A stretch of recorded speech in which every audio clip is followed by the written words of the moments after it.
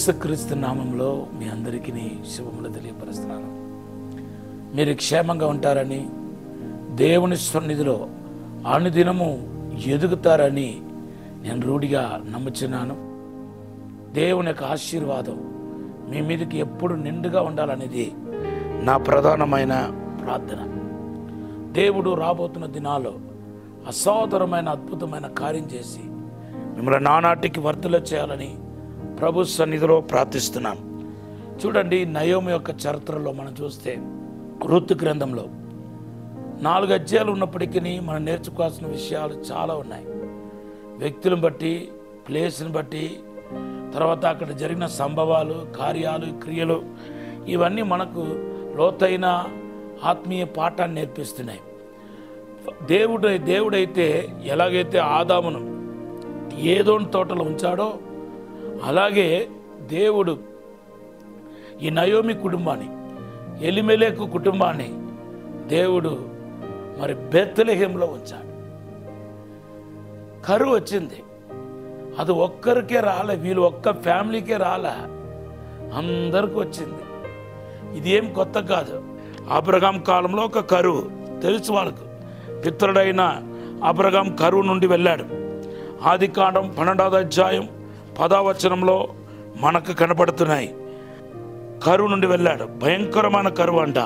తర్వాత మనం చూస్తే మరి ఒక కరువు, అబ్రహాం కాలం వంటి కరువు మరలా ఇస్సాకు, ఆయన కుమారుడైన ఇస్సాకు కాలంలో కూడా అటువంటి కరువు వచ్చినట్టుగా మన పరిశుద్ధ గ్రంథంలో చూస్తున్నాం. ఆదికాండ 26వ అధ్యాయం 1-5 వచనాలు చదివితే అబ్రహాం కాలంలో లాంటి కరువు ఇస్సాకు కాలంలో వచ్చినట్టుగా మనం చూస్తున్నాం. సో ఈ కరువు అనేది కొత్త కాదు. తరచుగా కరువు వస్తున్నాయి, పోతున్నాయి. కానీ ఏది కొత్తగా, వింతగా, విడూరంగా ఉందంటే ఈ కుటుంబం ప్రభువును, దేవుని, యెహోవా దేవుణ్ణి కలిగి ఉన్న ఈ కుటుంబం మరి బెత్లెహేము విడిచిపెట్టి ఆహారం కోసం, తిండి కోసం పరుగులు తీయటం విచిత్రంగా ఉంది. దేవుని బిడ్డలారా, అదే వాళ్ళు చేసిన పాపంలో పెద్ద పాపం.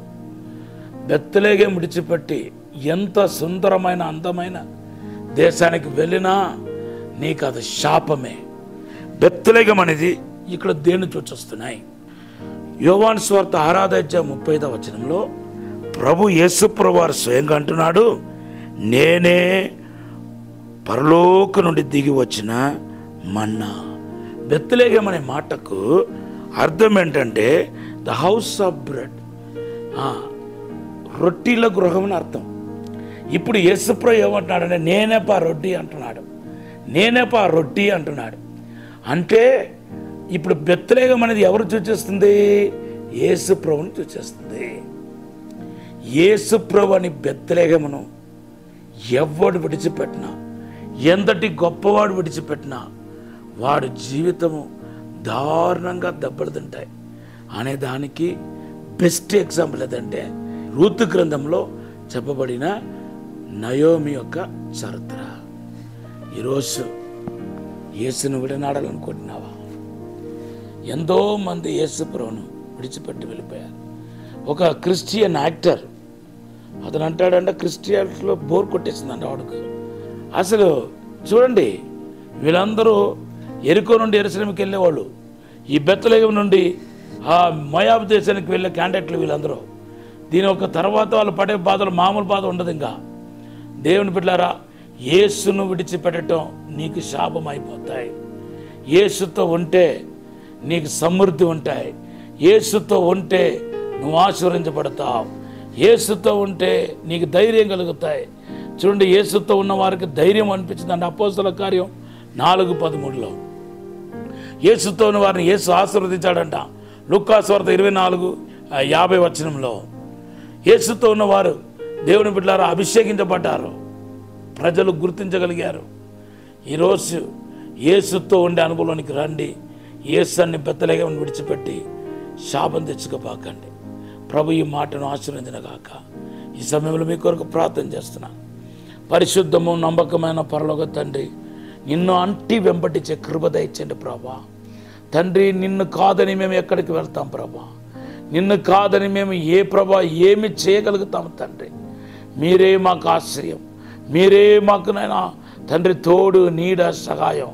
ప్రభా మమ్మల్ని బలపరచండి, అభిషేకించండి ప్రభా. 2 పాల ఆత్మ దయచండి, 200 అభిషేకం దయచండి. నీ ప్రసన్నం చేత, వెలుగు చేత, మహిమ చేత నింపండి ప్రభా. అసాధారణమైన అద్భుతమైన కార్యం జరిగించి, మేలు జరిగించి వర్తన చేయమని తోడు ఉండమని యేసు నామములో అడిగి వేడుకుంటున్నాము తండ్రి. ఆమేన్, ఆమేన్. ప్రభు ఈ మాటను దీవించునుగాక. మీకు దేవుడిచ్చిన వాగ్దానం యోహాను సువార్త 14:1.